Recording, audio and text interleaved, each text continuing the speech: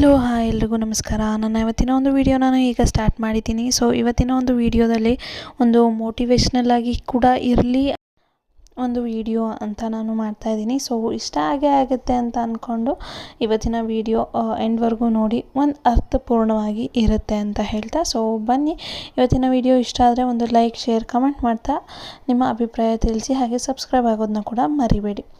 So ಬನ್ನಿ, ತಮ್ಮನೇಲಿ ನೋಡಿ ನಿಮ್ಗೆ ಈಗಾಗಲೇ ಗೊತ್ತಾಗಿರ್ಬೋದು ಹೆಣ್ಮಕ್ಳು ಎಷ್ಟು ಇಂಡಿಪೆಂಡೆಂಟ್ ಆಗಿರಬೇಕು, ಹಾಗೆ ಎಷ್ಟು ಮಟ್ಟಿಗೆ ಇಂಡಿಪೆಂಡೆಂಟ್ ಆಗಿರೋದು ಸರಿ ಅಥವಾ ತಪ್ಪು ಅನ್ನೋದನ್ನ ಹೇಳ್ತೀನಿ.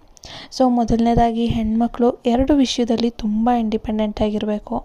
ಯಾವ ವಿಷಯ ಅಂತ ಅಂದರೆ, ನಾವೆಲ್ಲಾದರೂ ಹೋಗ್ಬೇಕಾದ್ರೆ ಬೇರೆಯವ್ರ ಮೇಲೆ ಡಿಪೆಂಡ್ ಆಗಬಾರ್ದು. ಸೊ ನಮ್ಮಷ್ಟಕ್ಕೆ ನಾವು ಹೋಗಬೇಕು. ಒಂದು ಇನ್ನೊಂದು ಅವ್ರು ಕೊಡಲಿ, ಇವ್ರು ಕೊಡಲಿ, ಇವ್ರು ಮಾಡಲಿ, ಅವ್ರು ಮಾಡಲಿ ಅನ್ನೋ ಒಂದು ಥಾಟನ್ನು ನಮ್ಮ ತಲೆಯಿಂದ ತೆಗೆದಾಕ್ಬಿಡ್ಬೇಕು.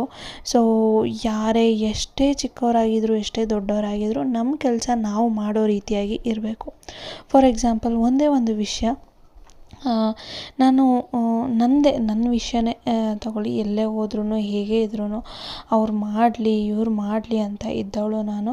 ಇವತ್ತು ಒಂದು ನೈಟ್ ಒಂದು 7 ಗಂಟೆ 7:30 ರಾತ್ರಿಯಲ್ಲಿ ನಾನು ಮನೆಗೆ ಹೋಗ್ತಾ ಇದ್ದೀನಿ ಅಂತ ಅಂದರೆ, ನಾನು ಹೋಗ್ತಿದ್ದೀನಿ ಅಂತ ನಾನು ನಿಮ್ಮ ಹತ್ರ ಹೇಳ್ಕೋಬೇಕು ಅಂತ ಅಲ್ಲ.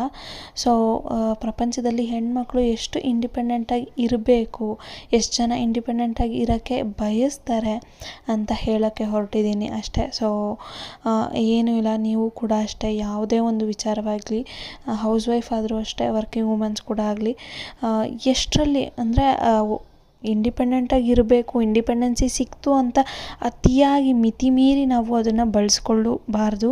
ಎಷ್ಟರಲ್ಲಿರಬೇಕು ಅಷ್ಟರಲ್ಲಿ ಇರಬೇಕು, ಹೌದು, ಆದರೆ ನಮ್ಮ ಬೌಂಡ್ರಿಯನ್ನು ನಾವು ಬಿಟ್ಟು ಎಲ್ಲೂ ಕೊಡಬಾರ್ದು. ಸೊ ಇದು ಒಂದಾದರೆ, ಇನ್ನೊಂದು ಫೈನಾನ್ಷಿಯಲ್ಲು ಅಷ್ಟೇ, ಸ್ವಲ್ಪನೇ ಬಳಕೆ ಹಿತಮಿತವಾಗಿ ಇದ್ದು ನಾವು ಬಳಸೋದನ್ನು ಕಲಿಬೇಕು. ಹಾಗೆ ಇನ್ನೂ ಒಂದು ವಿಷಯ ಈ ಒಂದು ವಿಡಿಯೋದಲ್ಲಿ ನಾನು ಹೇಳಲೇಬೇಕು ಅಂತ ಹೇಳ್ತಾ ಇರೋದು, ಸೊ ನನ್ನ ಮನಿ ಸೇವಿಂಗ್ ಟಿಪ್ಸ್ಗೆ ಯಾವ ರೀತಿಯಾದಂತಹ ಎನ್ಕರೇಜ್ ಕೊಡ್ತಾ ಇದ್ದೀರಾ, ಅದೇ ರೀತಿ ಪ್ರತಿಯೊಂದು ವಿಡಿಯೋಗೂ ಎನ್ಕರೇಜ್ ಕೊಡಿ.